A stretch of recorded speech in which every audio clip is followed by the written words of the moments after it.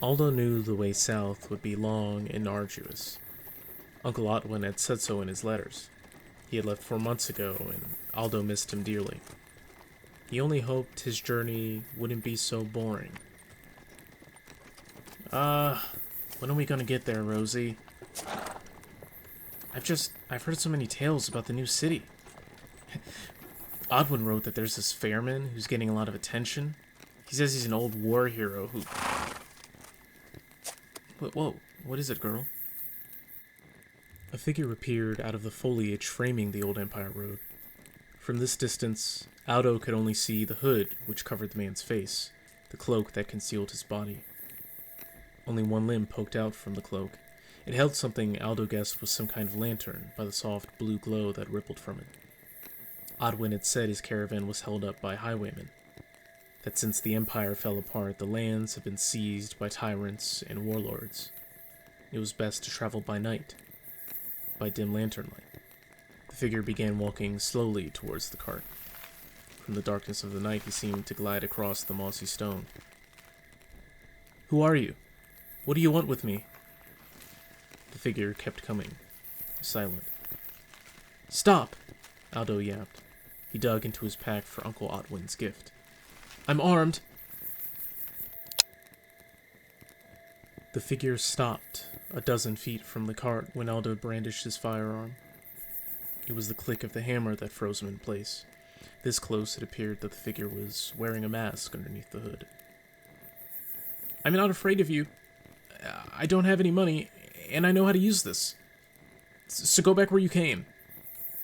"Thrice you've lied to a wanderer on the road." It was a man. Aldo could feel his voice echoing in his chest. He kept the gun on him.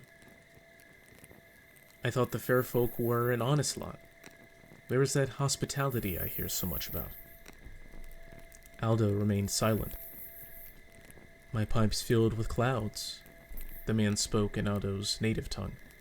The phrase tickled his ear and lowered his guard. "Let's hope it doesn't rain?" Aldo recited the companion line, comforted by the phrase's familiarity. "May I join you?" the figure asked cautiously. Aldo said. This would make for an interesting story, he thought. Aldo lowered the weapon, relieved. The man walked up to the passenger side of his cart in the pulsing blue torchlight. Aldo stayed at the reins. I'd say well met, but you gave me a fright there, mister." "Apologies for any distress. I prefer to travel in the night. We seem to have that in common. What may I call you, Fairman?" "My folks named me Aldorinius, of the Oaklands. You can call me Aldo, though." "What did they call you?" "Well, Aldo," the stranger said. "I have not needed a name for quite some time. You found me wandering out here this evening, so... Well, what would you call me?" I don't quite know, mister, but if you're heading south, you're welcome to join me. Having some company wouldn't be so bad." Without a word, the man climbed onto Aldo's cart. Rosie whinnied from the shaking and rustling of it. Once he settled in, he stowed the blue lantern within the folds of his cloak. The light immediately disappeared, and they were left with Aldo's plain yellow lantern. He silently wondered where the man might be keeping such a bulky item. Then the man turned to face him, suddenly, in a manner that made Aldo jump in his seat. "Shall we get going, then?" he asked. Aldo gathered himself in the reins. "Well, yes, we shall." He lightly whipped the reins for Rosie to get going. They had been stopped for all of 5 moments, but it would still be several more days before they arrived in Bahat. They traveled for 2 paces in silence. The stranger seemed to have no inclination to make Aldo more comfortable. He knew fairfolk idioms, but not that it was his duty to appeal to his host. If the entire journey was going to be like this, Aldo wasn't going to stand a chance. He did, however, know of one way to kill time. "So, what do you do, mister?" Aldo asked, his eyes locked on the road. Even so, he could feel the stranger's head turn to look at him. "An inquisitive fair man, I see," he said. From the look of that lantern, you strike me as some kind of venturer. Where'd you get it? I've always had it. It has always been with me.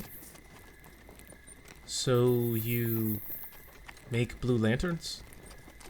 To Aldo's relief, the stranger turned away from him. His masked face now pointed down the road. He was silent for several moments. When he eventually spoke, his statement bode well for the remainder of their trip. You could call me a storyteller. Oh, really? You must know the fair folks' penchant for telling tales. How come you keep your door closed off like that? I am not used to company. Apologies, it did not seem important until now. Of course it's important. What else were we supposed to do this whole time? You know, my Uncle Otwin always says, if you ain't singing or tailing, you're doing it wrong. This trip will go by in a tick if you've got some good stories to share. Oh, I think I do. I'd like to think it was why I was created. Created? How do you say it? Made from one's progenitor. Born. You mean born? Born, yes, the stranger said. I like to think it is why I was born. Well then, Mr. Stranger, tell me a tale to give our journey a good buzz. Very well. The next thing he would say would seem to Aldo glaringly obvious, but because of the stranger's pensive cadence, it also sounded to him existentially profound. I believe there is no better place to start than the beginning.